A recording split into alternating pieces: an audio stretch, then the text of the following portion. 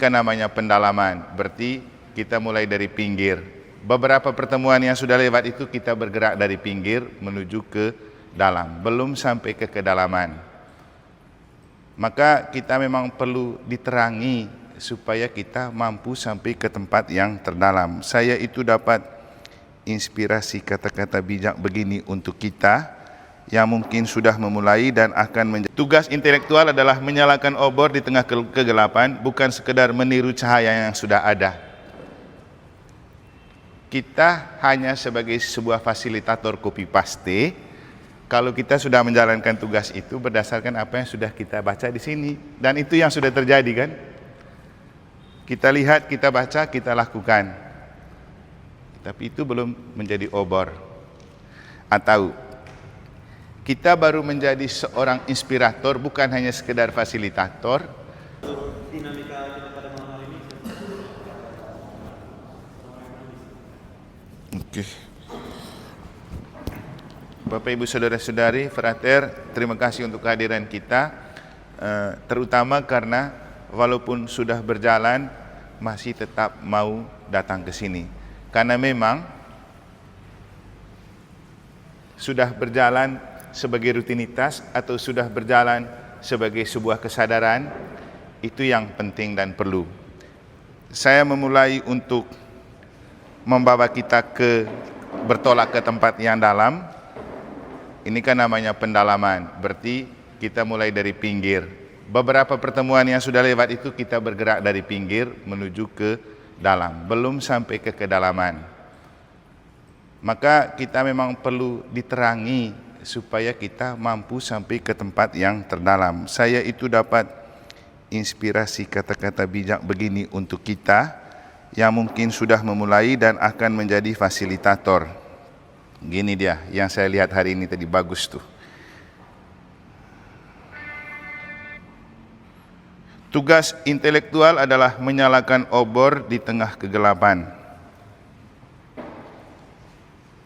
Jadi tugas intelektual adalah menyalakan obor di tengah kegelapan, bukan sekedar meniru cahaya yang sudah ada. Kita hanya sebagai sebuah fasilitator copy paste. Kalau kita sudah menjalankan tugas itu berdasarkan apa yang sudah kita baca di sini, dan itu yang sudah terjadi kan? Kita lihat, kita baca, kita lakukan. Tapi itu belum menjadi obor. Atau kita baru menjadi seorang inspirator, bukan hanya sekedar fasilitator, kalau kita sudah menjadi guru yang tidak biasa-biasa saja. Dengan kata-kata bijak yang saya pakai di lingkungan Pak Richard sama Bapak Ketua BAK beberapa malam lalu, ternyata kalau kita jadi guru yang biasa, kita hanya bisa berbicara. Kalau mau jadi guru yang baik, harus bisa menjelaskan. Guru yang hebat menunjukkan, tapi guru yang luar biasa menginspirasi. Nah, kita jadi fasilitator ini bukan hanya menjelaskan, bukan hanya mengajak untuk orang berbicara, tapi yang paling penting kehadiran kita menginspirasi mereka. Itu baru kita fasilitator yang hebat. Saya rasa Bapak Ibu sudah lama jadi fasilitator karena terus-terus ini BKSN atau katekese. Tapi apakah sudah menjadi inspirasi untuk umat? Nah, kalau kita mau menjadi inspirator untuk umat, satu hal yang penting, kita harus berkiblat pada kitab suci. Karena inspirasi dan inspirator utama itu Roh Kudus. Nah, kita selalu bicara Roh Kudus itu di mana? Sebenarnya cara paling praktis untuk mendapat Roh Kudus itu terus-terus menyepuh pikiran, telinga, mata dengan sabda Allah. Karena yang tercatat di sini adalah kata-kata Roh Kudus yang tertulis dalam bentuk kata-kata. Maka semakin kita sering baca kitab suci, sebenarnya kita sedang dan sering membingkai diri dengan Roh Tuhan. Kan dalam kitab Injil Yohanes bilang begini, pada mulanya adalah firman, firman itu adalah Allah, firman itu menjelma menjadi manusia, lalu tertulis dalam bentuk kata-kata. Jadi aslinya ini hembusan nafas Allah. Nafas Allah itu kan roh. Jadi jangan berpikir setiap kali kita membaca kitab suci, kita hanya baca kata-kata yang tertulis. Ini kan kitab suci. Bukan hanya kitab, tapi suci. Karena isinya suci dan menyucikan kita. Maka pertama-tama kita baca kitab suci, kita untuk menyucikan diri. Itu fungsinya baca kitab suci. Bahwa kemudian kita mengerti atau tidak mengerti, itu urusan Roh Kudus. Dan itulah tugas dari orang yang belajar khusus kitab suci, membantu menuntun kita.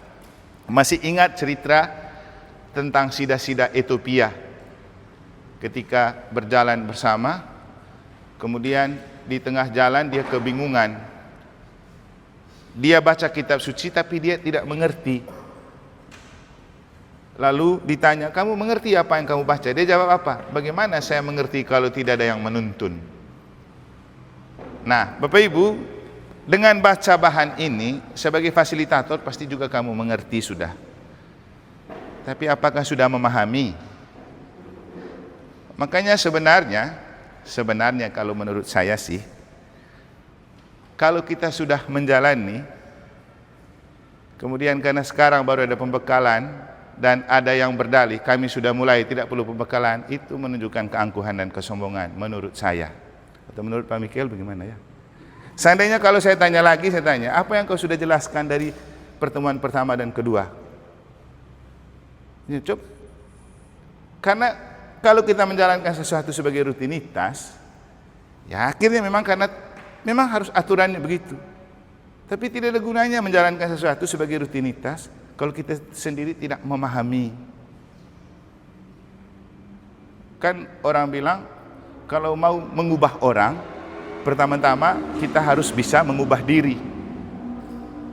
Maka di dalam bahan ini, baru saya pahami tadi. Selama ini memang saya sudah dapat ini bahan, tapi belum sempat mendalami. Ketika saya melihat sepintas, mulai dari penjelasan tentang logonya saja, pikiran saya sudah jauh.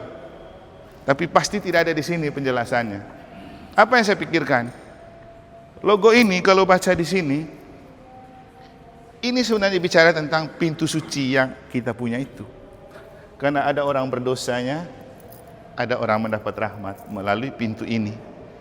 Sehingga saya bersyukur karena ada beberapa lingkungan dan KBG yang setelah membuat pertemuan, mereka langsung tergerak untuk melewati pintu suci. Nah itu yang memang penting. Dan di sini kan ada penjelasan logo kan, tapi kita yang jadi fasilitator sudah paham nggak kenapa logonya seperti ini? Ini di sini kan sudah ada dia. Lihat, kalau lihat di bagian buku ini, di bagian sini ada pegang ini kan. Misalnya, mulai dari logo saja dulu. Logo BKSN 2025, Allah sumber pembaruan relasi dalam hidup, terdiri dari beberapa unsur utama. Unsur pertama itu gunung berbentuk dua tangan yang saling menggenggam. Gunung berbentuk dua tangan yang saling menggenggam. Kenapa gunung? Kenapa tangan dua menggenggam? Nah, kalau bicara gunung, kita tahu di kitab suci, gunung selalu menjadi simbol dan sumber inspirasi. Yesus mengalami kemuliaan di gunung Tabor. Yesus wafat di salib di gunung Kalvari. Dan gunung atau bukit Sion itu selalu merupakan simbol keselamatan. Maka kalau orang mau selamat, memang dia harus saling menggenggam berjalan untuk memeluk gunung itu. Dan bagi kita, gunung itu adalah keselamatan. Jadi kalau orang mau selamat, harus bergandengan tangan dan bahkan dengan berjabatan tangan. Nah kalau kita pikir lebih jauh, itu kan gereja sinodal, gereja yang berjalan bersama. Kita tidak bisa selamat kalau kita berjalan sendiri. Bahwa nanti urusan masuk surga itu urusan setiap pribadi, benar. Tapi jalan menuju ke surga itu kita perlu bergandengan tangan. Itulah definisi dari gereja. Jadi kalau kita bicara gereja, banyak orang kita yang berpikir gereja itu yang penting datang misa di gereja. Bukan. Gereja itu adalah pribadi saya yang bersekutu dalam sebuah komunitas. Itu yang penting dari gereja. Makanya orang menjadi anggota gereja tapi kalau tidak masuk di KBG lingkungan, sebenarnya bukan gereja. Dia kaum beriman. Karena definisi gereja itu harus ada komunitas, ada persekutuan. Sehingga dua tangan yang menggenggam ini kan gereja yang berjalan bersama. Dan dalam perjalanan bersama tidak mungkin tidak ada gesekan, tidak ada konflik kan? Pasti ada. Maka perlu rekonsiliasi, dan kalau rekonsiliasi kan orang harus berjabatan tangan. Jadi orang harus berjabatan tangan. Nah, kalau saya menjelaskan seperti ini saja dulu, apakah ada di sini? Kan tidak ada. Makanya tidak bisa bilang kami sudah jalankan. Iya, sudah kamu jalankan. Jalan karena memang rutinitas atau jalan karena memang mau dapat sesuatu. Jadi pertama-tama sebelum kita menjadi fasilitator, kita harus paham dulu siapa itu kita, makanya Tuhan pakai kita.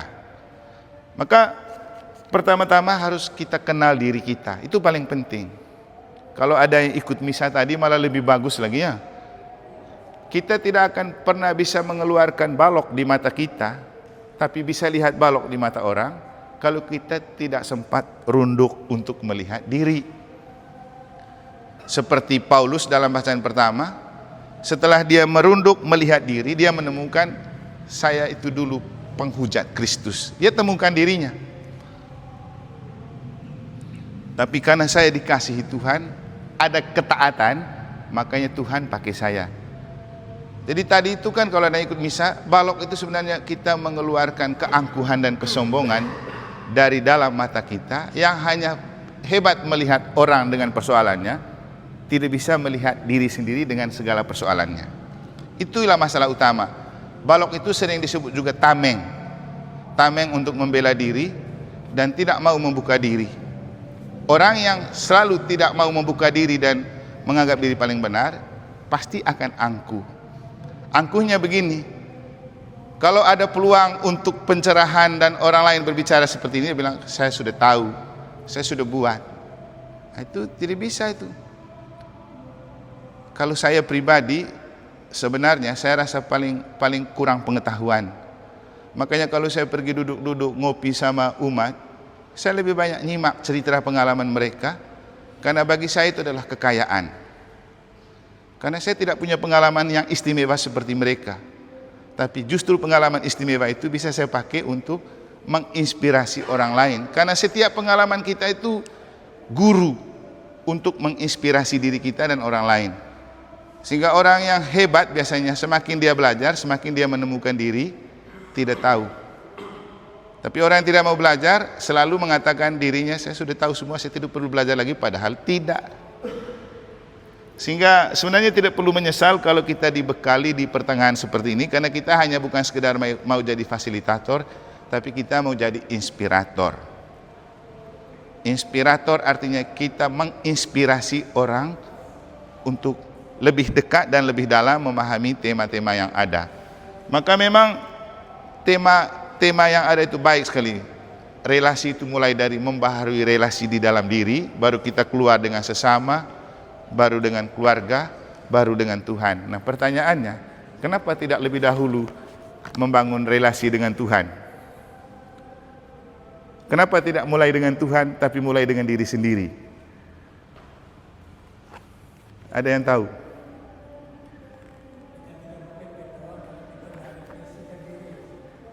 Karena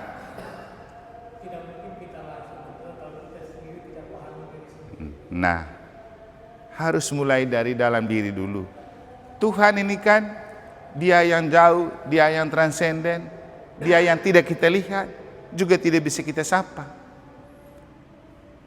Sementara itu kita diajarkan bahwa kita yang diciptakan Tuhan diciptakan sebagai gambar dan rupa Allah. Kan itu ajaran pertama di pelajaran agama kan. Manusia diciptakan sebagai gambar dan rupa Allah.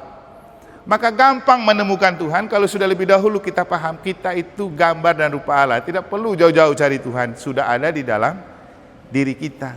Maka merusakkan dan mencemarkan diri itu sama dengan merusakkan dan mencemarkan Tuhan. Nanti efeknya ke sesama. Ketika kita menemukan diri sebagai gambar dan rupa Allah, dan orang lain juga gambar dan rupa Allah, maka kita tidak akan sewenang-wenang dengan orang, karena dia juga adalah bentuk hadiran Allah yang konkret. Sehingga kita pasti tidak angkuh, tidak meremehkan dan merendahkan sesama, karena orang lain juga adalah Tuhan yang tampak. Itu kalau sesama. Bicara keluarga. Keluarga itu kan panggilan hidup. Karena panggilan berarti di dalam perayaan berkat nikah pasti kadang-kadang selalu pakai teks begini. Sama seperti Bapa telah mengasihi aku, demikian juga aku telah mengasihi kamu, tinggallah dalam kasihku itu. Berarti pernikahan itu adalah bukti kasih Allah. Mau tinggal di dalam diri kita, mau tinggal di dalam keluarga kita. Maka kalau sudah menemukan Tuhan di dalam keluarga, yang terakhir itu memulihkan relasi dengan Tuhan itu sudah otomatis. Jadi itulah rentetan. Kenapa tidak mulai dari Tuhan? Saya pikir kita sendiri juga kalau mau pergi kemana-mana, kita tidak memulai dari mempersiapkan orang kan. Kita persiapkan diri kita dulu. Maka jadi fasilitator memang pertama-tama kita harus mempersiapkan diri kita sebelum kita pergi menjadi fasilitator untuk orang. Nah, apa persiapan diri kita? Tidak hanya cukup dengan membaca bahan. Yang paling penting membaca diri sendiri dulu. Saya tidak tahu yang sudah menjalani selama ini apakah sudah membaca dirinya sendiri, menemukan dirinya sendiri. Jadi kita ini datang kumpul gini karena masih ada waktu. Ini kan seperti mengevaluasi juga sesuatu yang sudah kita jalankan. Apakah kita sudah menjadi pelita seperti bahasa tadi? Kita tidak cukup mengajar, kita harus menjadi obor. Jadi bagus sekali kata-kata. Tugas intelektual adalah menyalakan obor di tengah kegelapan, bukan sekedar meniru cahaya yang sudah ada. Ini kan cahaya ini kita tiru.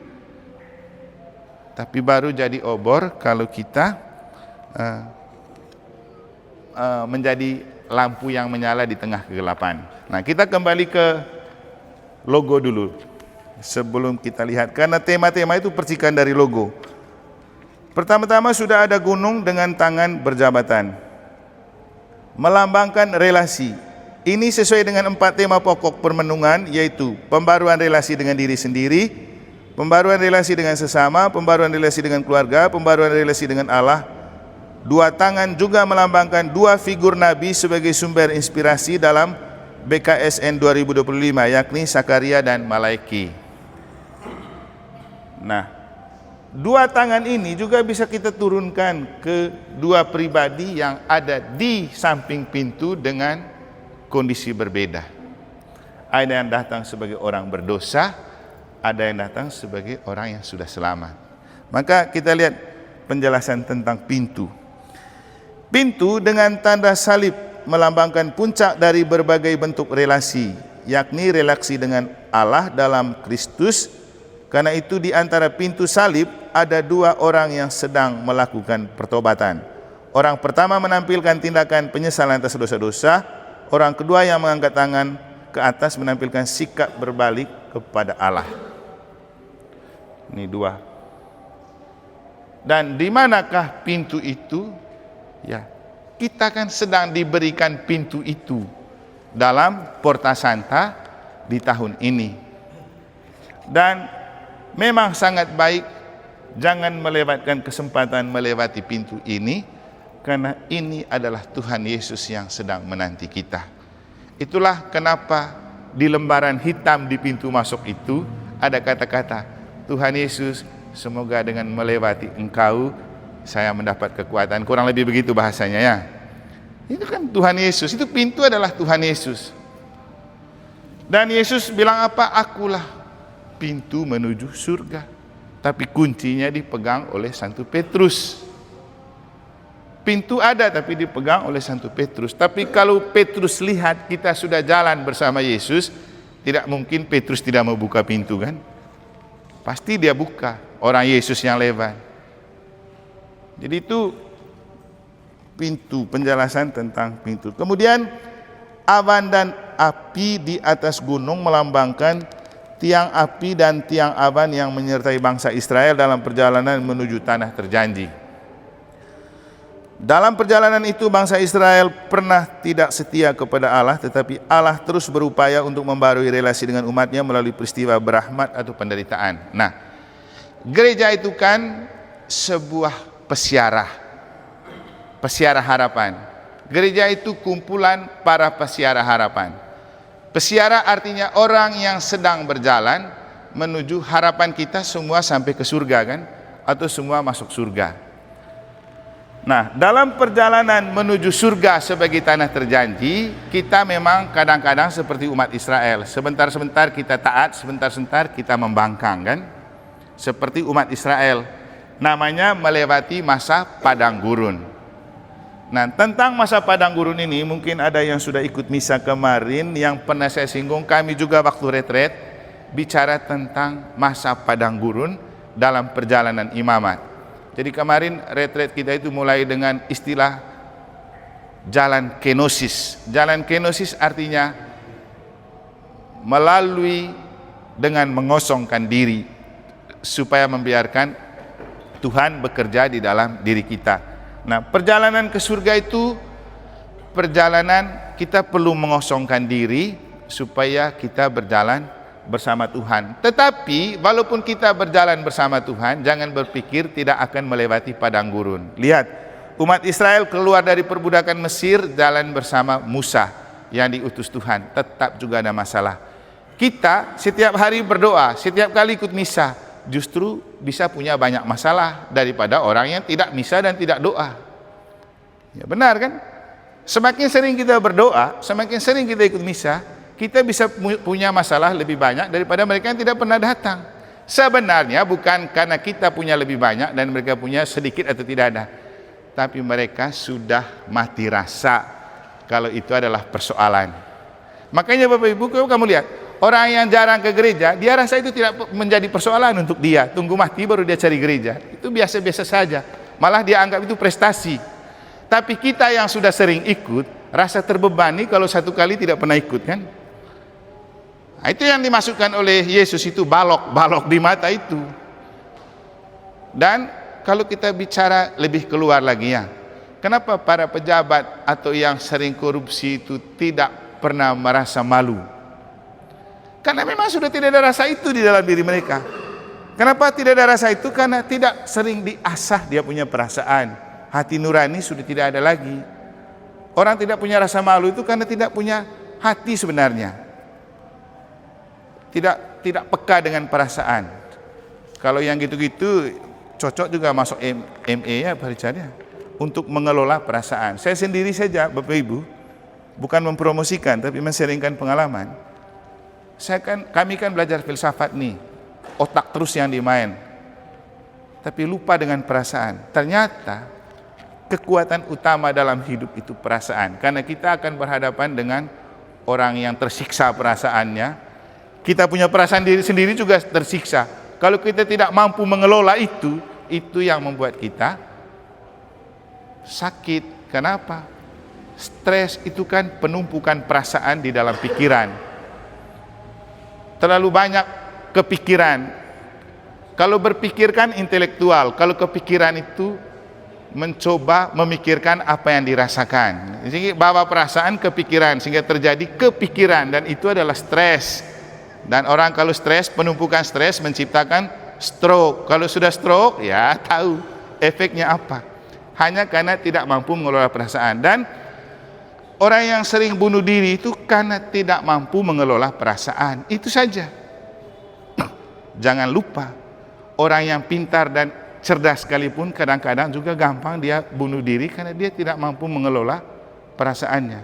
Ketika dia merasa pikirannya sudah mentok, ya sudah, banyak juga orang pintar yang bunuh diri karena tidak bisa mengelola perasaan. Nah, masalah-masalah relasi dalam keluarga, relasi dalam KBG, lingkungan, paroki dan sesama itu kan masalah perasaan semua. Dan tema ini kan tentang pembaharuan relasi dalam hidup. Berarti ini bicara perasaan ini. Relasi kita itu hancur dan retak karena masalah perasaan, tersinggung, kebaperan. Jadi itu.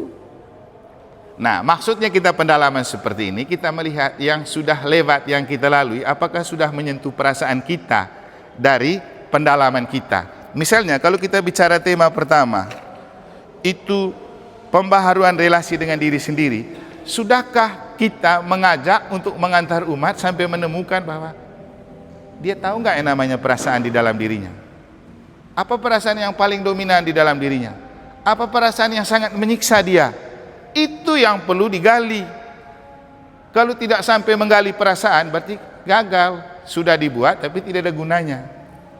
Nah, kalau saya mau tanya misalnya di Pak Maik punya KBG atau lingkungan, sudah lakukan pertemuan pertama kan? Belum. Oh. Siapa yang sudah? Oma punya? Oma punya dari pertemuan pertama itu kira-kira sudah bisa sampai mengantar peserta ke kesadaran mana? Mereka itu menyadari kalau sebelum kita merubah orang lain harus merubah diri sendiri. Makanya kemarin kita sepakat kita sampai. Oke. Jadi kan temanya memulihkan relasi di dalam diri. Nah, merubah diri, apa yang perlu dirubah di dalam diri? Ya itu pertanyaannya. Kan gampang bilang, sebelum merubah orang lain, kita merubah diri.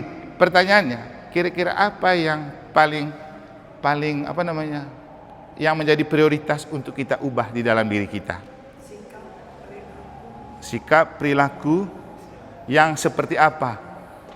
Istilahnya gini, kalau saya tidak mau wujudkan, saya juga tidak akan menjadi orang begitu. Nah, Kemarin yang sepuh-sepuh, nah, jadi saya ringan. kalau berbicara tentang sikap dan tingkah laku, berarti orang harus sampai menyentuh perasaan dulu kan? Saya merasa perlakuan saya selama ini bagaimana? Tuh. Kalau sudah masalah perasaan ini sangat sensitif dan tidak mudah. Sehingga mestinya di pertemuan pertama kita mampu menemukan perasaan-perasaan apa yang membuat kita menyenangkan dan membahagiakan, perasaan-perasaan apa yang membuat kita terbelenggu dan tersiksa. Jangan dulu keluar, cari di dalam diri kita.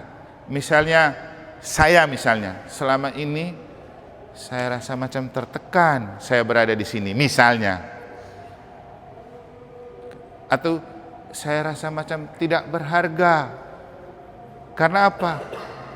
Tunggu kami pergi retret baru umat rame-rame melewati pintu suci. Tunggu ada pastor yang libur baru mereka semangat untuk datang. Kan itu kan menyiksa juga toh. Kalau saya rasanya begitu. Saya rasa begini, kenapa ya kalau kami ada di sini mereka tidak berlomba-lomba. Giliran kita pergi, mumpung ada pastor libur, mereka berlomba-lomba. Itu kan perasaan. Lalu membuat saya merasa mungkin ada sesuatu yang tidak beres yang membuat mereka tidak berminat kalau saya ada, atau bisa juga mungkin karena mereka lebih sungkan dan takut kalau pastor parokinya tahu dosanya. Kan bisa terjadi juga kan, mumpung ada pastor tamu kan lebih bebas mengaku dosanya. Itu. Jadi istilahnya kalau saya misalnya dengan tema pertama rasa macam ada penolakan.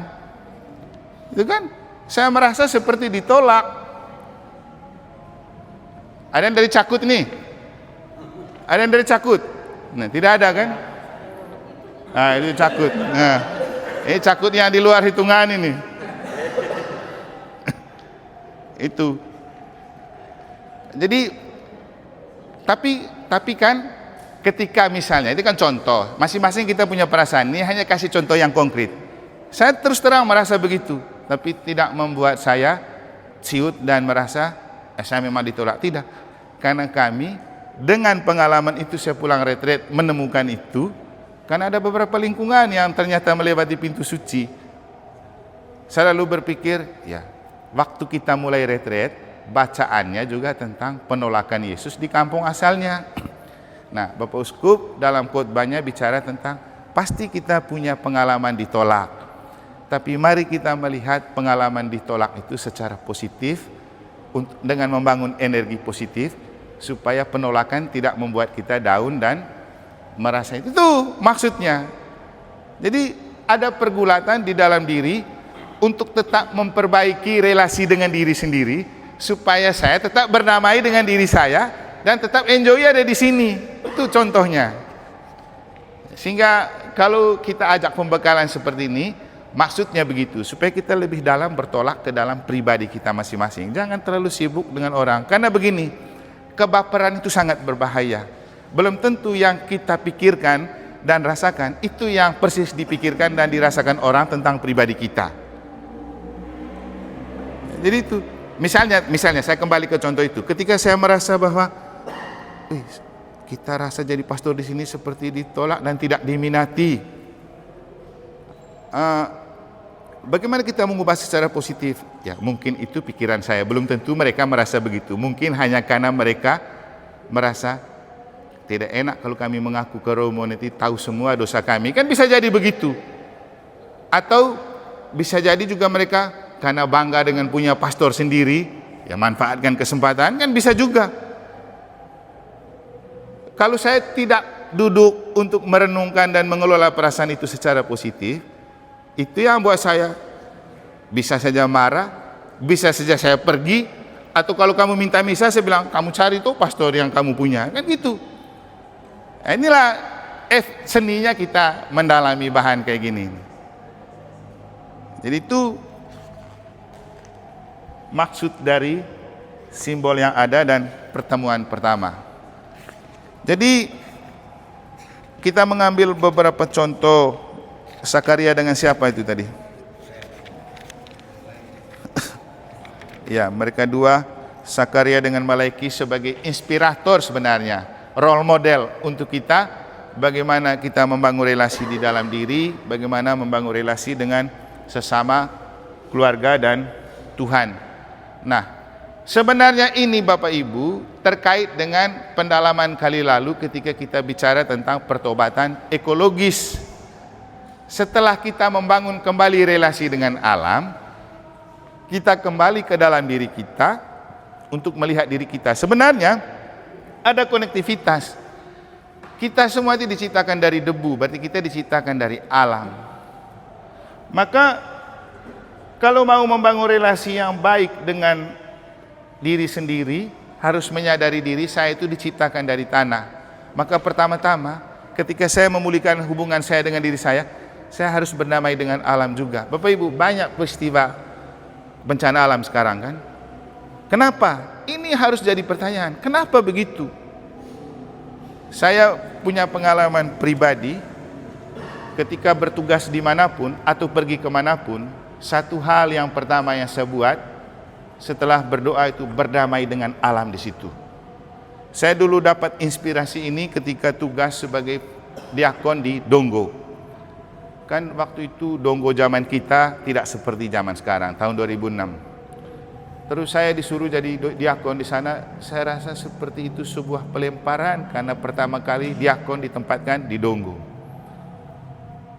Suasana juga tidak seperti sekarang. Waktu itu masih rame orang piara kambing dan kuda di bawah kolong rumah. Peras-peras itu kalau pergi ke rumah umat itu memang kita makan di atas, di bawah ada kuda. Itulah kondisinya. Dan waktu itu kan dianggap terpencil dan terbelakang. Sekarang sudah maju sekali. Dan bagaimana saya pergi ke sana dan tidak merasa itu sebuah pelemparan, dan saya bisa enjoy ada di sana. Maka saya baca satu novel,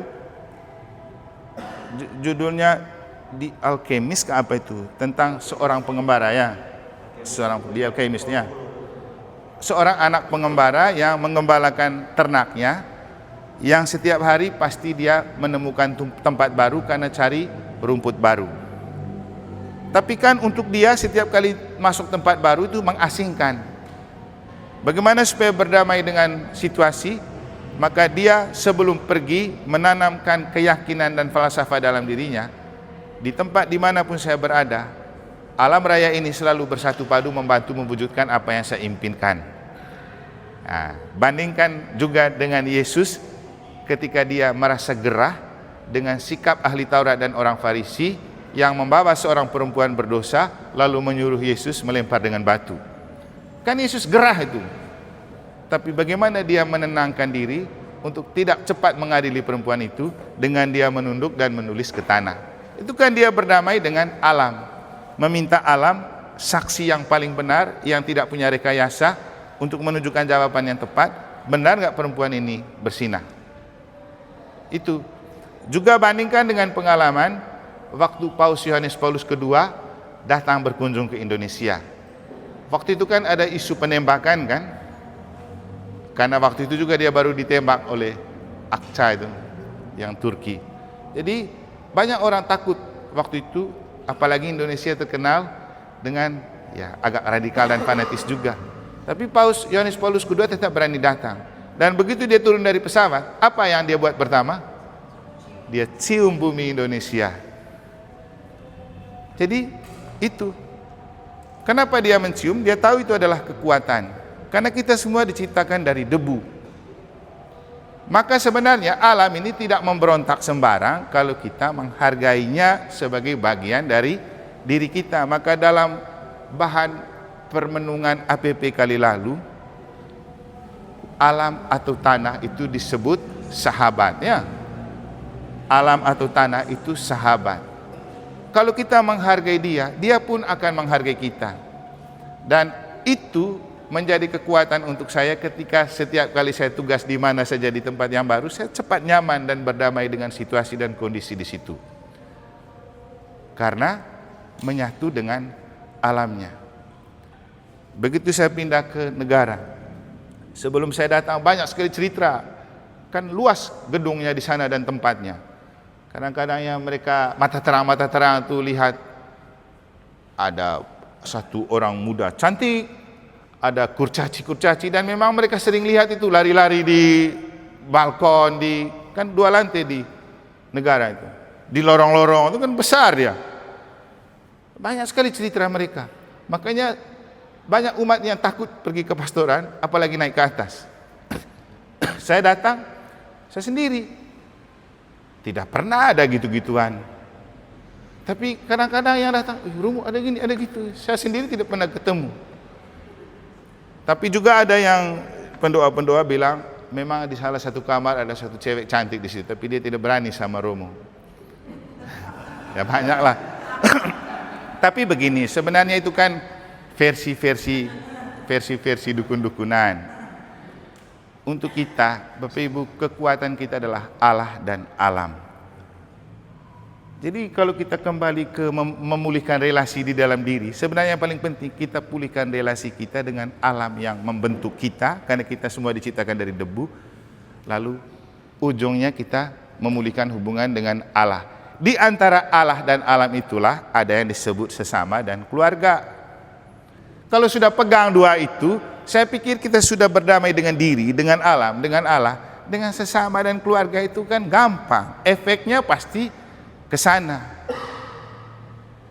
Kita tinggal di rumah, tidak berdamai dengan alam di situ, pasti bertengkar terus keluarganya kan?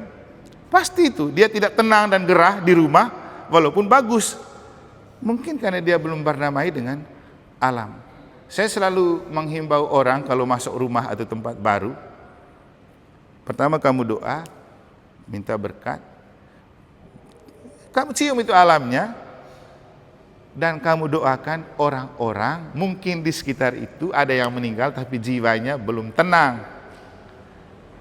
Kalau kita diganggu, mungkin bukan karena mereka jadi setan, tapi mereka minta untuk didoakan supaya mereka tenang. Ajak mereka jadi pelindung supaya kita aman selama ada di situ.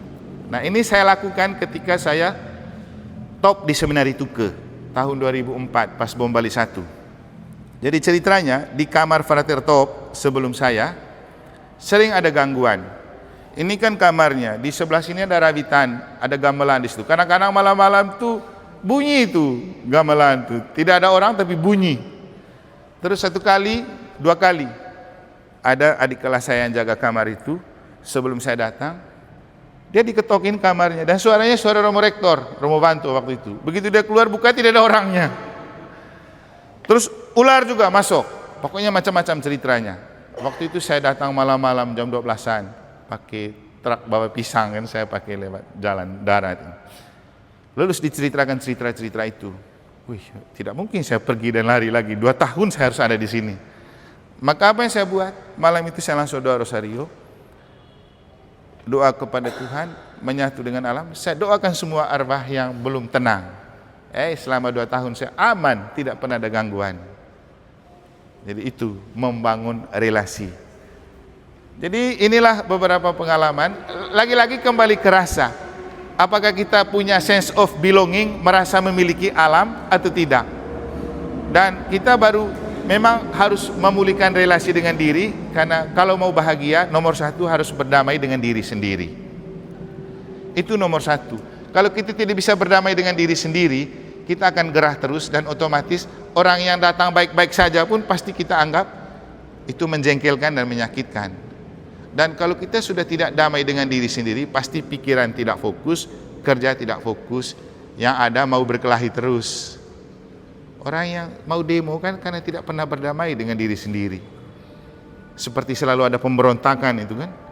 Orang yang selalu mau memberontakkan, dia tidak pernah berdamai dengan diri sendiri, dan itu masalah. Ada perasaan yang berkecamuk dan bergejolak di dalam diri.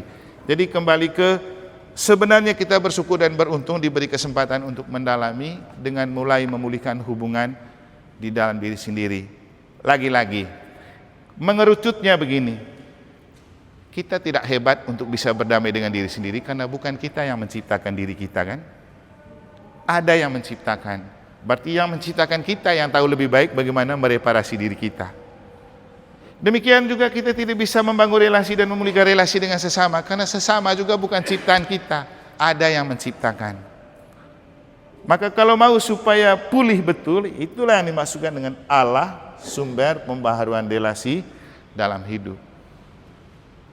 Jadi tidak ada pilihan lain. Kalau mau membaharui relasi dengan diri, dengan sesama dan keluarga, libatkan Allah, karena semua kita diciptakan oleh Allah yang satu dan sama. Saya sering beberapa kali pergi menghadiri pertemuan dengan beberapa tokoh agama dan agama-agama lain. Saya juga heran, waktu saya di Dompu, juga di Jembrana. Karena sering bertemu, dan kalau bertemu, kita akan datang dengan doa sebenarnya.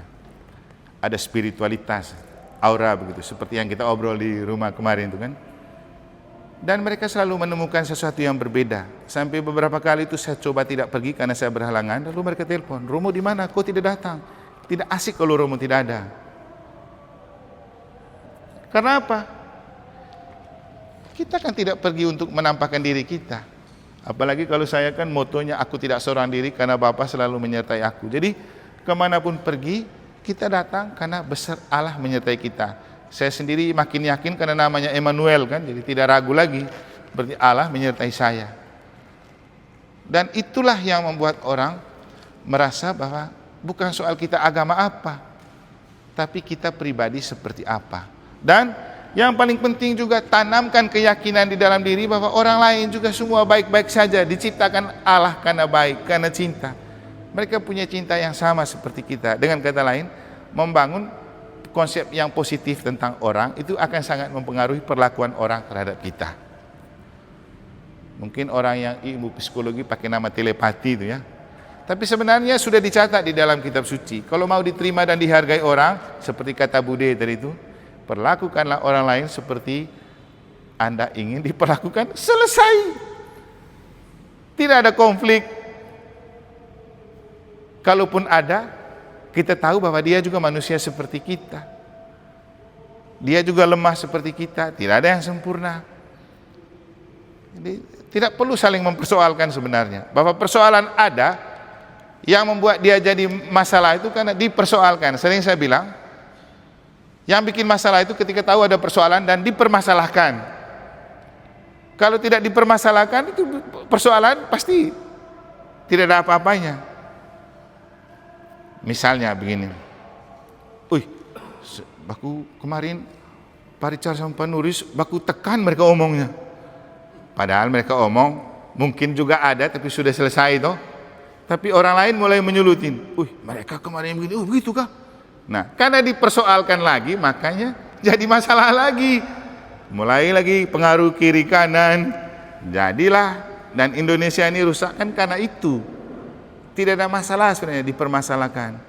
Jokowi masih diam-diam saja, semua orang pikir bahwa apa yang dilakukan oleh Prabowo itu usaha untuk memutuskan hubungan dengan Jokowi, padahal tidak ada. Orang baik-baik saja seolah-olah dipertentangkan dan dipertengkarkan, sehingga ada kubu si ini, ada kubu si itu. Padahal habis itu mereka baku peluk, baku cium. Kita yang setengah mati. Jadi itulah masalahnya. Orang yang tidak berdamai dengan diri sendiri pasti akan selalu mempersoalkan orang lain dan dirinya sendiri. Dan itu masalah. Jadi kita kembali ke cara terbaik untuk memulihkan relasi dengan diri sendiri, dengan sesama, dengan keluarga. Mari bawa diri di pintu suci ini. Mari bawa keluarga di pintu suci ini. Makanya saya bilang apa? Tidak harus di kelompok KBG, tidak harus di kelompok lingkungan. Toh beberapa kali tamu juga datang sebagai keluarga kan? Lewatinlah pintu suci itu sebagai keluarga. Tidak apa-apa. Memang begitu. Saya kemarin bilang sama pemain, kita skuad pastoran juga satu kali nanti harus lewat pintu suci. Nanti kami mau buat nanti diatur sama ketua BPI sebagai satu komunitas dan keluarga. Dan memang begitu. Kalau memulihkan hubungan kita, relasi yang telah rusak, harus membiarkan Allah yang bekerja. Dan untuk itulah pintu suci itu diberikan kepada kita, supaya memulihkan kembali relasi kita dalam diri sendiri, dengan sesama, dengan keluarga, dan dibingkai oleh Allah. Sebenarnya bahasa yang paling pas itu bukan terakhir memulihkan relasi dengan Allah. Kita memulihkan relasi dengan diri sendiri, dengan sesama dan keluarga, dibingkai oleh belas kasih Allah. Itulah maksud dari gunung tadi yang membawahi semuanya. Jadi simbol dari logo BKSN ini sebenarnya masih punya kaitan dengan tahun jubileum, dengan Porta Santa, dengan pintu suci, karena yang paling penting kita tidak akan ada rekonsiliasi kalau tidak punya rasa bersalah, dan rekonsiliasi adalah mendapat pengampunan. Dan tentang rekonsiliasi mungkin pernah saya khotbahkan, saya itu merasa tertarik. Kalau bicara memulihkan relasi dengan diri sendiri, sesama dan keluarga dan Tuhan, kan namanya rekonsiliasi. Dan dalam gereja Katolik ada dua sakramen rekonsiliasi, yaitu sakramen tobat dan sakramen perminyakan. Itu sakramen rekonsiliasi. Sedangkan sakramen permandian, krisma dan ekaristi itu namanya sakramen inisiasi. Jadi ada tiga jenis sakramen: inisiasi, rekonsiliasi, dan pelayanan. Sakramen inisiasi ada 3, sakramen rekonsiliasi ada 2, sakramen pelayanan itu ada 2. Pelayanan itu imamat dan perkawinan. Jadi kita ini antara yang imam dan yang berkeluarga sama levelnya, dipanggil untuk melayani. Dan itu namanya sakramen pelayanan. Dan semua jenis pelayanan dan rekonsiliasi itu yang pasti dalam hubungan ada keretakan, ada persoalan. Makanya kalau yang menikah kan janji setia dalam suka dan duka, untuk dan malang, sehat dan sakit, berdosa dan tidak berdosa kan. Dan kalau bicara rekonsiliasi berarti ada yang disakiti, ada yang perlu dipulihkan, dan ada yang perlu disembuhkan. Ternyata selama ini yang terjadi, orang pikir dengan berjabatan tangan seperti ini orang sudah berdamai. Saya itu merasa tersentuh dengan apa yang dikatakan oleh Monsinyur Maksi Regus waktu itu belum menjadi uskup dia. Jadi pemberi retret kita Unio Denpasar di Labuan Bajo. Dia bilang rekonsiliasi itu tidak hanya sebatas orang bertengkar dan orang berkelahi, kita tengahin, kita kumpulin, buat acara perdamaian, jabatan tangan, salaman, pelukan, selesai. Bukan itu. Tapi yang paling penting, apakah luka di hati itu sembuh? Seringkali kan orang terpaksa berdamai karena dipaksakan, tapi di hatinya masih sakit dan terluka. Sehingga kalau bicara rekonsiliasi yang total, sembuhkan luka hatinya. Dan siapa yang bisa menyembuhkan luka hati secara total? Tanya saja Pak Richard. Setelah 39 tahun tidak pernah mengaku dosa, baru dia mengaku kemarin tuh, dan dia bilang apa? Plong rasanya. Itulah kekuatan sakramen tobat. Itulah kekuatan sakramen tobat, Bapak Ibu. Tanya saja dia, 39 itu berapa kemarin? Hah? 35 tahun, coba. Dan Bapak Ibu, kita berpikir kalau sakramen tobat itu pikirannya pada dosa. Bukan. Dalam ajaran moral tobat modern, Frater mereka belum sampai di situ kayaknya ya. Itu tingkat 5-6 dia, namanya moral tobat modern. Waktu itu kami dapat mata kuliah itu dari Monsinyur Sipri Hormat waktu dia jadi staf di seminari tinggi. Jadi dalam moral tobat modern itu, definisi tentang pengampunan itu lebih soft. Lebih softnya begini, kalau dulu kita berdosa pasti dapat hukuman. Supaya bebas dari hukuman itu, pergi mengaku.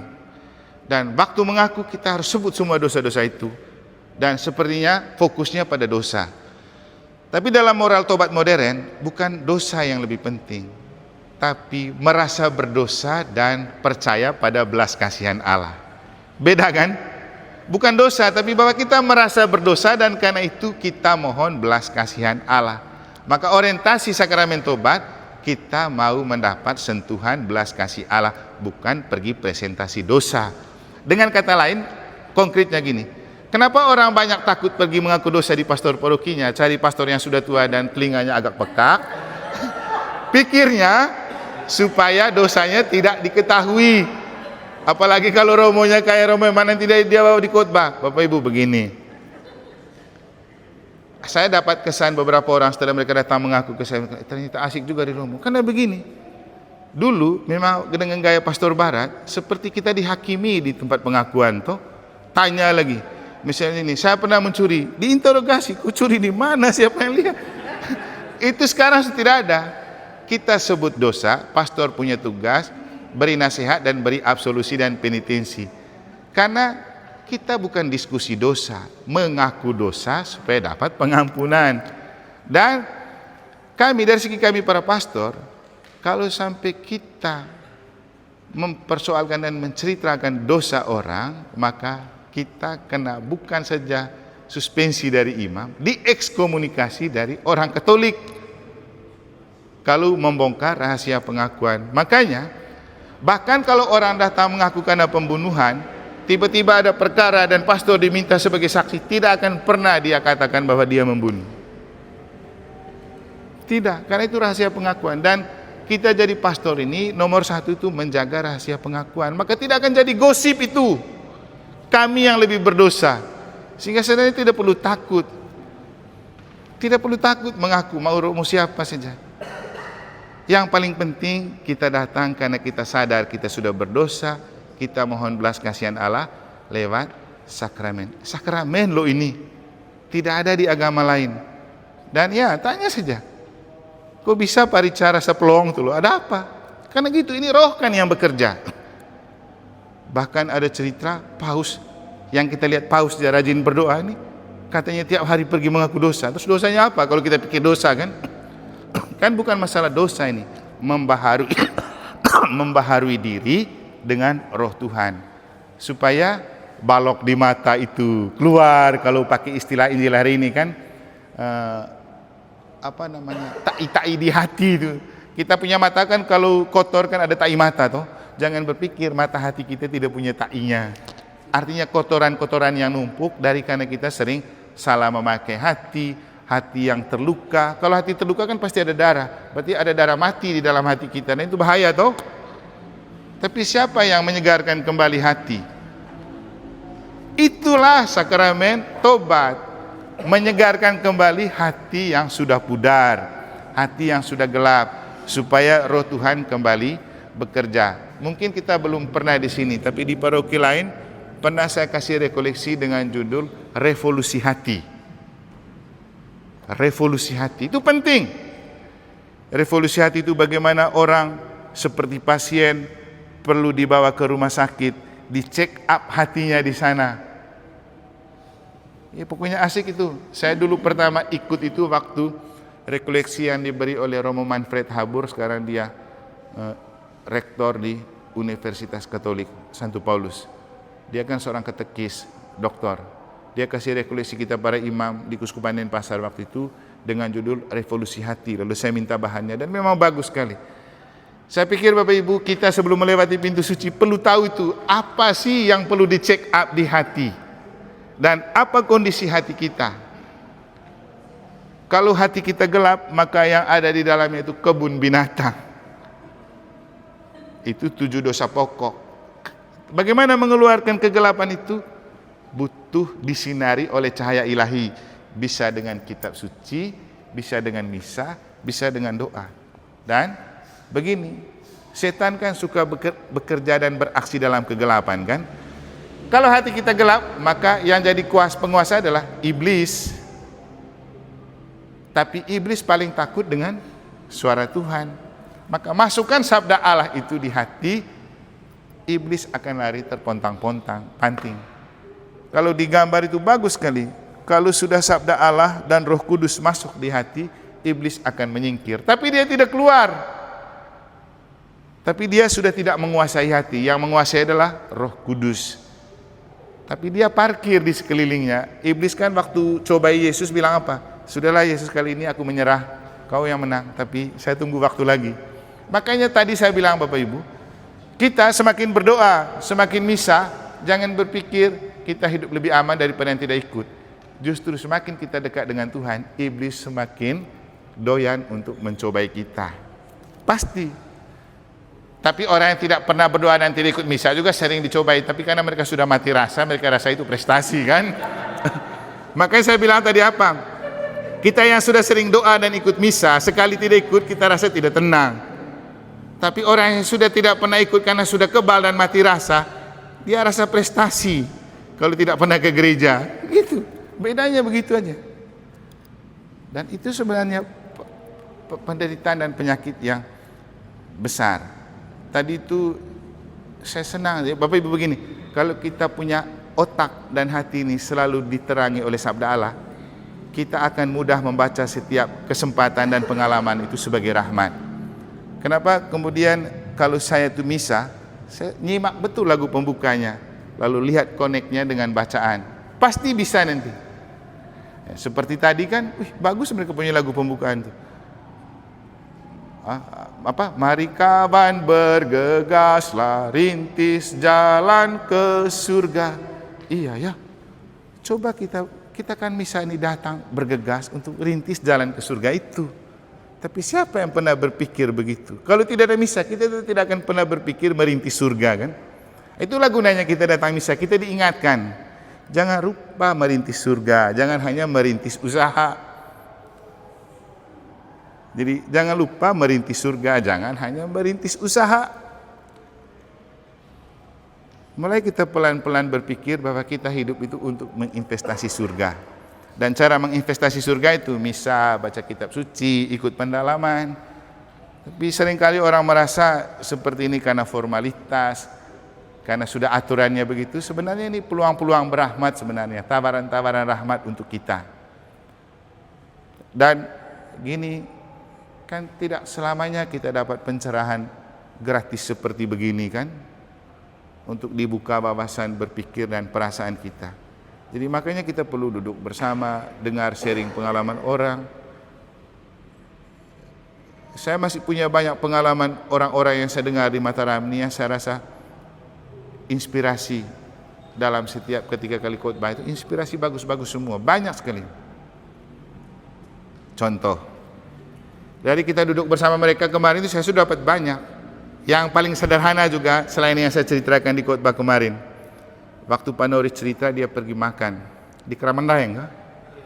Jadi dia makan, ada satu keluarga dengan anaknya ikut makan. Lalu sebelum makan Pak Noris berdoa. Apa yang terjadi? Ini anak karena lihat Pak Noris berdoa, dia bilang orang tuanya, Pak kita berdoa dulu. Ini kan pengalaman sederhana, tapi sudah menginspirasi orang lain kan.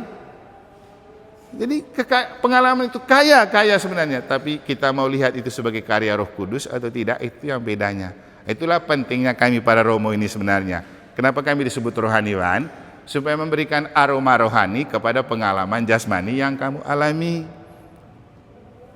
Maka kalau saya berusaha, kalau ada misa memang saya ingin supaya pengalaman itu yang dihidupkan menjadi inspirasi, supaya sabda menjelma menjadi manusia dan tinggal di antara kita. Supaya kita merasa ternyata tidak lari lewat saja ini bacaan, semua punya makna dan sangat kaya. Jadi untuk bacaan hari ini sangat kaya. Dan akhirnya bacaan hari ini penting untuk kita para fasilitator. Kenapa? Kita ini kan pelita dan pembuka mata hati orang, umat yang ikut pendalaman. Jadi kita itu pembuka mata hati dan pikiran mereka dalam pendalaman. Tapi bagaimana kita membuka mata hati mereka kalau kita tidak lebih dahulu membuka mata dan hati kita? Dan pembekalan seperti ini sangat penting dan perlu untuk kita melihat kembali. Dan saya yakin begini, dengan kita terbuka hati dan pikiran untuk mau saja, itu sudah membuat Roh Kudus bekerja di dalam diri kita. Seperti kata Santo Paulus tadi dalam bacaan pertama, saya tahu saya dulu penghujat, tapi Tuhan tahu saya juga taat. Karena ketaatan itulah Tuhan jatuh cinta pada saya, lalu Dia panggil saya untuk menjadi alat di tangannya. Tapi Paulus ini kadang-kadang berlebihan juga. Waktu dia sudah dipanggil, dipakai oleh Allah, dia mau sempurna. Lalu dia pernah minta kepada Tuhan Yesus kan, Tuhan Yesus, saya rasa macam masih ada iblis di dalam hati saya yang selalu merongrong saya. Bisa enggak Tuhan cabut? Apa Yesus bilang? Ingat, Paulus, cukuplah kasih setiaku bagimu. Jangan minta lebih lagi. Maksudnya apa? Kalau dia minta lebih supaya itu iblis di dalam hatinya dicopot, dia akan merasa diri sempurna. Jadi dia seolah-olah Tuhan juga. Dia tidak butuh Tuhan lagi, karena dia sudah rasa sempurna. Maka di lanjutan ayat itu, dia bilang, Yesus bilang, Paulus, cukuplah kasih setiaku bagimu. Biar engkau juga mengerti bahwa engkau lemah dan rapuh. Lalu dia bilang apa? Ya, sudah Tuhan, terima kasih. Sekarang aku tahu, biar aku bangga dengan kelemahanku, supaya ketika aku menemui diriku lemah, aku membiarkan kekuatan Kristus bekerja di dalam diriku.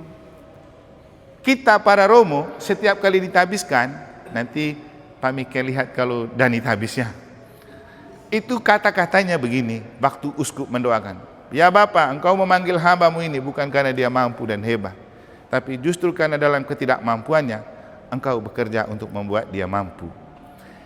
Itu imam. Kita ini fasilitator. Semua pasti tidak mampu. Apalagi kalau ada di lingkungan atau KBG nanti yang merasa dia pendidikannya lebih tinggi, mungkin dia rasa lebih pintar, tiba-tiba giliran kita yang tidak pernah baca kitab suci jadi fasilitator, kan dia anggap remeh. Tapi kan bukan soal itu, kau bekerja dalam roh atau tidak. Yang seringkali saya bilang, kalau saya kemana-mana itu banyak orang profesor doktor, tapi kalau kita bicara, orang lebih tertarik dengan yang saya omong. Kenapa? Saya tidak berbicara dari profesionalitas, saya berbicara dari spiritualitas. Ada aura dan ada roh yang menggerakkan. Maka kita jadi fasilitator kan alat di tangan Tuhan. Tidak penting kita profesional, tapi spiritualitas. Makanya saya bilang, kita jadi fasilitator nomor satu, siapkan diri, berdoa, syukur kalau ikut misa, baru kita pergi melayani supaya roh Tuhan bekerja di dalam diri kita. Kalau roh Tuhan sudah bekerja di dalam diri kita, yang tidak mungkin menjadi mungkin. Seperti saya tanya tadi mereka yang tugas kor, kamu pernah berpikir nggak bahwa lagu ini cocok hari ini? Tidak Romo, padahal mereka angkat saja. Lalu saya bilang, itulah kalau kita sudah membuka hati terhadap panggilan Allah untuk melayani, tidak usah takut dengan kekurangan pengetahuan, tidak usah takut dengan ketidakmampuan. Nanti Tuhan yang beri itu untuk kita. Yang paling penting dulu mau dan rela. Seperti sekarang kalian kan mau dan rela, saya yakin Roh Kudus akan bekerja. Sebaliknya mereka yang sudah anggap diri sudah hebat, ya sudah, kau nanti bisa, tapi belum tentu kau berbicara atas kekuatan Roh Kudus dan menginspirasi orang. Kita bicara bagus dan hebat belum tentu menginspirasi orang, tapi kita bicara tidak hebat tapi ada kekuatan roh yang bekerja, itu yang akan mengubah orang kan? Karena spiritualitas. Jadi inilah mungkin beberapa hal yang bisa saya sampaikan sekaligus untuk memotivasi kita bahwa kita tidak hanya cukup menjadi fasilitator, yang paling penting kita menjadi inspirator untuk mereka yang kita layani. Dan kalau menjadi inspirator, maka yang paling penting adalah biarkan Roh Kudus menjadi inspirator utama yang menjiwai hati dan pikiran kita. Maka sebelum pergi kita perlu baca kitab sucinya. Bahwa di sini sudah ada. Ini kan teks, tapi saya mengharapkan sebelum pergi kamu duduk sedikit, ambil kitab suci, baca dari kitab suci ini apa yang tertulis di dalam teks ini. Karena di sini kitab suci ini cuma teks BKSN, beda ya. ada aura spiritual dan kekuatan Roh Kudus di dalam ini, sedangkan di sini tidak. Kenapa? Kalau dalam misa Bapak Ibu, sebenarnya aturan liturgi kalau baca Injil tidak boleh pakai teks, kan? Itu tuh. Harus minimal kita suci, kalau tidak evangelirium. Karena punya aura berbeda. Saya punya kitab suci sejak saya seminari menengah, masih terus saya bawa kecil begini, dan kemana saya pergi saya bawa terus. Walaupun kadang-kadang sudah hafal sedikit kitab suci, tetap saya bawa. Karena itu bukan hanya sebuah buku biasa, tapi ada kekuatan Allah di dalamnya. Jadi semoga kamu nanti jangan lupa baca dan bawa kitab suci. Biar tidak baca, pegang saja, itu kita sedang berjalan bersama Allah. Mungkin itu saja beberapa hal yang bisa sampaikan. Hal praktis lainnya bisa didalami di sini, tapi saya sangat mengharapkan supaya kita bisa mengangkat pengalaman-pengalaman mereka waktu pendalaman, dan kita sepuh dengan kekuatan spiritual, supaya pengalaman itu betul berguna dan berharga untuk mereka. Tidak usah takut untuk tidak bisa, yang penting bekerja dengan Roh Kudus. Sama seperti sekarang ini saya berbicara di depan Bapak Ibu juga, kan saya tidak baca dan dalami semua ini. Saya hanya lihat sepintas, selanjutnya biarkan Roh Tuhan berbicara dan bekerja apa yang penting dan baik.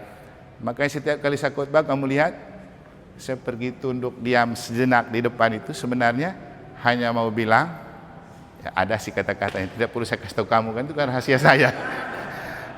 Jadi itu yang paling penting. Nanti kalau mau tahu, Pak Noris bisa lamar. Kalau mau tahu apa yang saya omong waktu itu, bisa lamar tuh. Kan cari pastor kan juga. Oke, itu saja. Kalau ada pertanyaan silakan. Kalau ada hal yang mau perlu disampaikan silakan. Kalau ada yang belum bisa dipahami juga boleh.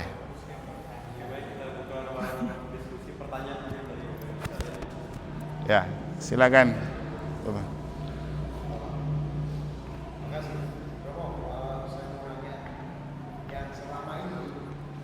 Tahun ke tahun menjadi, saya tidak mengatakan itu kendala, tidak mengatakan itu hambatan, tapi yang harus perlu saya pribadi sih merubah wajah ketika judulnya undangan itu pendalaman iman atau pendalaman kitab suci. Bagaimana caranya membangun umat untuk seperti misalkan kalau doa rosario rame, kalau doa ibadat itu ada ya 70%-nya. Tapi kalau sudah ada pendalaman kitab suci, pendalaman judulnya itu ya, mentok 10-12 orang. Itu bagaimana? Ada mungkin tips atau mungkin pengalaman Romo membangkitkan semangat umat untuk apa? ya. Mau datang aja dulu deh. Oke, terima kasih Pak Charles. Nanti catat itu sama Pak Mikel. Begini, isinya boleh ini, tapi casingnya dirubah sesuai dengan apa yang menarik.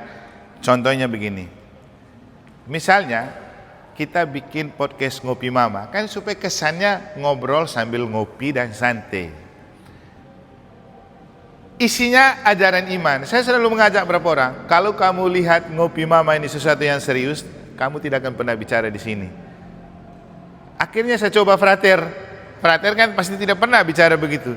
Saya bilang, frater kita ngobrol, kita sementara ngopi, tidak usah berpikir tentang bahan, ngobrol santai saja, nanti dengan sendirinya dia akan keluar. Karena begini, kita pun kumpul-kumpul sambil ngopi, ngobrol, kita bicara tentang pengalaman ini, itu kan sudah katekese itu sebenarnya. Saya beberapa kali kumpul dengan beberapa orang pemuda Katolik dan beberapa kelompok, sambil minum lalu ngobrol-ngobrol, ada hal-hal yang mereka tanyakan tentang iman, dan tiba-tiba kita komentar tentang iman, lalu mereka bilang, begini-begini saja sebenarnya katekese. Iya, makanya rajin-rajin berkumpul. Maka untuk pertanyaan ini, silakan dikemas di masing-masing KBG atau lingkungan, kasih nama apa saja, nanti sesekali kamu singgung ini, biar kesannya tidak terlalu serius, ini pendalaman. Karena kalau sudah ngomong pendalaman, orang berpikir macam ini pergi seminar lagi.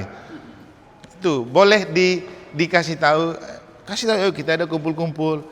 Tidak juga harus di bulan BKSN ini ya, pertemuan-pertemuan kelompok arisan pun judulnya arisan. Sesekali kamu masuk ini, itu malah lebih mujarab.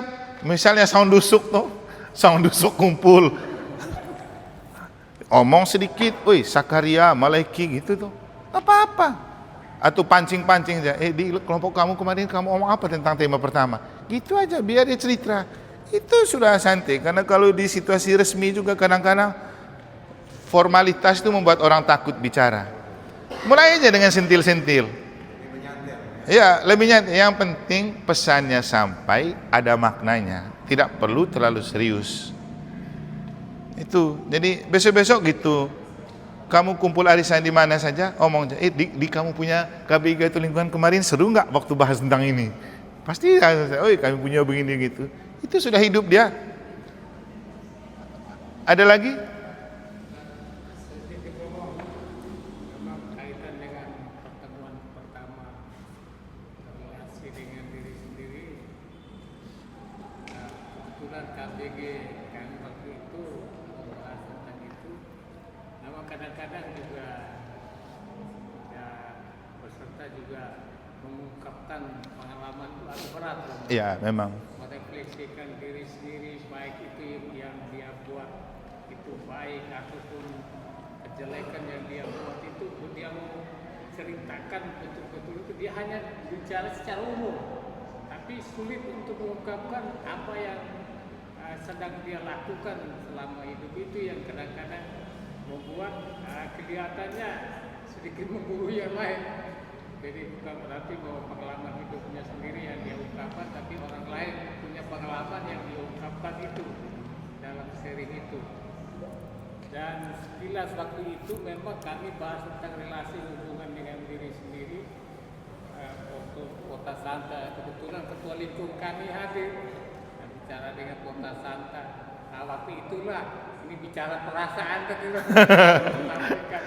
sehingga kami ke Kota Santa itu karena Romo juga. Saya juga merasa begitu, Romo tapi ada kami ke Kota Santa. Nah, ini pasti juga ini. Jadi Romo juga berpikir bahwa kehadiran kami ke Kota Santa juga merasa bahwa kami ada sesuatu dengan Romo kan begitu. Tapi hasil pertemuan waktu itu memang karena mengarah Kota Santa, awalnya kita buka dengan itu, ketua lingkungan juga sampaikan mari kita coba supaya lingkungan itu ikut Kota Santa. Disambung kebetulan juga karismatik juga ada kegiatan yang sama, sehingga sekaligus kami ikut kegiatan itu. Saya juga merasa bahwa mungkin juga Romo juga merasa seperti itu. Kok kita tidak hadir karena Romo tidak ada, bukan begitu sebenarnya. Tapi jadi, juga boleh jadi juga ada umat yang berpikir begitu. Pas Romo tidak ada juga untuk mengaku dengan Romo juga tak enak pada yang paling ketemu kan. Iya. Benar nih. Jadi memang kalau kita pendalaman itu yang paling penting itu perasaan ini kan sensitif. Belum tentu yang datang itu betul mau dengar dengan hati. Ya, kalau yang ikut MA kan pasti pernah dengar istilah mendengar dengan hati. Memang kalau kita sharing dan pendalaman harus mendengar dengan hati. Jadi tanggapin semuanya sebagai itu kan doa sebenarnya. Ujung-ujung doa sebenarnya. Orang bercerita bukan untuk dijadikan kita sudah punya banyak bahan untuk nanti cerita atau gosip, tapi kita makin menemukan banyak bahan untuk berdoa. Sehingga setiap kali sharing itu diakhiri dengan mohon didoakan. Tapi kan tidak semua umat paham sampai ke sana kan. Makanya banyak orang takut datang, tidak berani untuk mengungkapkan sesungguhnya karena nanti aman atau tidak. Sehingga itu kan kembali ke apakah KBG dan lingkungan dirasakan sebagai keluarga atau hanya sebagai sebuah komunitas karena sudah diatur begitu. Itu juga sebenarnya diharapkan sih KBG itu tempat di mana semua perasaan itu seperti rumah tangga kecil lah gitu. Orang bisa saling berbagi perasaan, itu paling penting sebenarnya. Sehingga orang merasa memiliki. Ya, coba saya bayangkan, kenapa orang walaupun jauh tinggalnya, nekat dia gabung sama lingkungan lain. Ini kan masalah perasaan saja ini barang nih. Susah nyetel dengan orang yang rumahnya lebih dekat tapi perasaannya tidak dekat. Tuh. Ini kembali ke masalah perasaan. Memang itu sangat sensitif. Tapi mau sampai kapan kita memendam perasaan? Ini jadi masalah. Mau sampai kapan? Makanya perlu kita dengar orang, kumpul sama orang supaya dilatih perasaan kita itu juga diasah. Nah, kembalinya saya kasih contoh tadi itu kan bagaimana mengelola perasaan. Memang sempat saya rasa begitu, tapi kemudian kan saya setelah merasa begitu, saya berpikir lagi, dulu kan pernah saya sampaikan, kamu boleh minta Romo siapa saja untuk mengaku. Ya, untuk supaya saya tidak merasa bahwa itu jadi masalah untuk saya. Walaupun sempat merasa itu kan manusiawi. Macam kemarin juga Pak Mikel bilang, kamu sudah kasih tahu pastor paroki. Saya bilang waktu mereka cakut kan saya ada mereka pengakuan, tapi saya tidak dikasih tahu.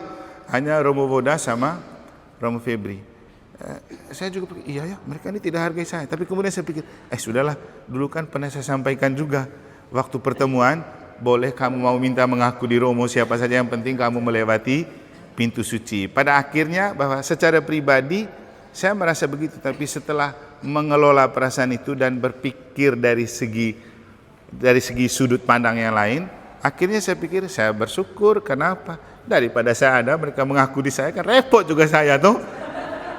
Artinya pikirkan secara merasa positif untuk apa yang mungkin, dan iblis itu memang kerjanya begitu.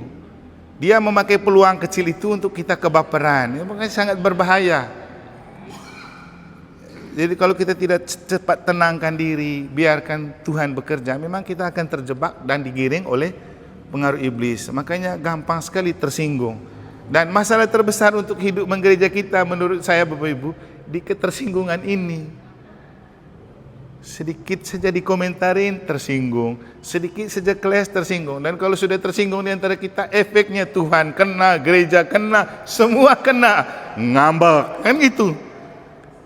Kan banyak orang yang hangat-hangat pertama, ujung-ujungnya tidak muncul karena ngambek. Masalahnya di tersinggung, masalah perasaan. Maka memang baik sekali sebenarnya kita mengelola perasaan ini. Sering-sering ketemu supaya perasaan kita dikelola, diasah, dengar juga perasaan orang, dan kita belajar untuk mendengar dengan hati dan hati-hati. Dan akhirnya begini, memang si KBG dan lingkungan itu ada, belum tentu semuanya nyetel. Kalau kamu mau lebih dalam lagi mendalami bahan, kumpul saja teman-teman yang dirasa satu channel lah begitu, satu frekuensi begitu. Satu frekuensi.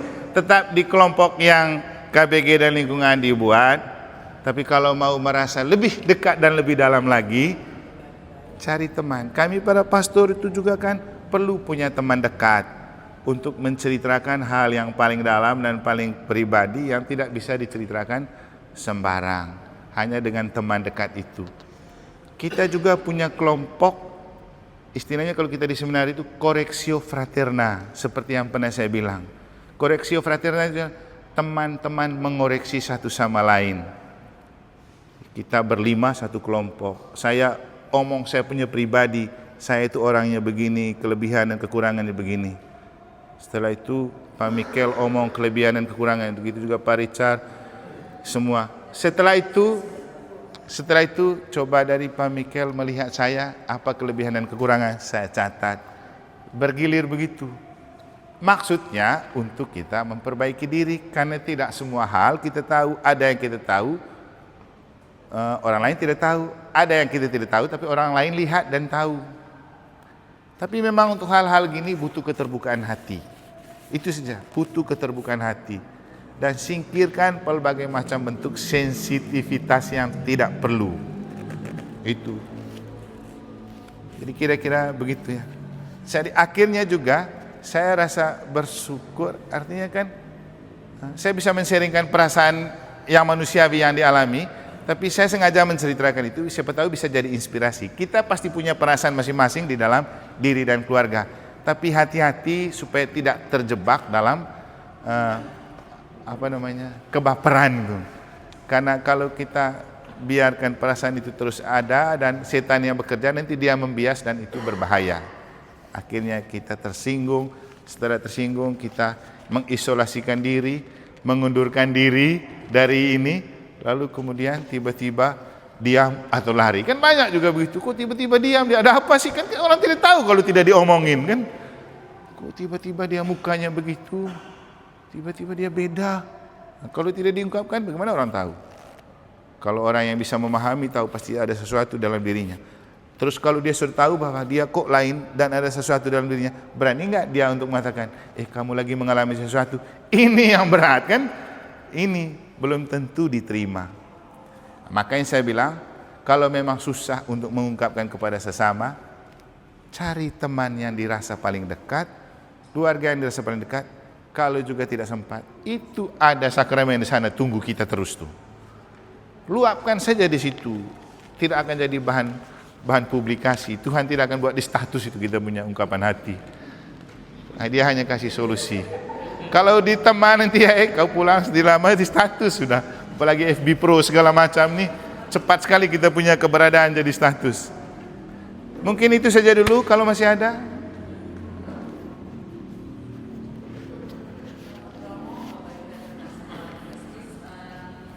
Pengalamannya selama sekian tahun untuk pendalaman kita mungkin tadi sudah disampaikan juga sama Pak Nulis. Yang menjadi kendala itu nggak ada yang hadir itu luar biasa. Bagaimana bisa memahami sementara nggak ada yang mau datang, di mana dari BKSN punya formular supaya mungkin tidak terlalu formal ya, seperti tadi Romo udah paparkan, supaya lebih enjoy untuk ini. Mau yang datang cuma orang-orang tua itu aja, tapi giliran kalau doa besar memang banyak, tapi untuk yang ini sekian puluh tahun akan datang itu seperti ini. Benar. Kenapa? Tahu kenapa kalau doa rosario orang banyak datang? Karena doa rosario itu tidak mengungkapkan perasaan kecuali berdoa. Tapi kalau sudah namanya sharing dan pendalaman, harus mengungkapkan pengalaman, dan itu yang orang tidak mau. Itu malu mengungkapkan pengalaman, belum tentu aman. Belum tentu aman. Jadi orang tidak datang sudah karena takut nanti disuruh mengungkapkan pengalaman. Nah, ini yang sebenarnya kita duduk bersama begini nih. Kalau kamu punya lingkungan sudah jalan, datang toh omong bagaimana kamu punya trik supaya kamu punya jalan. Jangan dengan angku dan sombong kami sudah jalan, ya, belum tentu juga kita tidak lihat toh. Kita tidak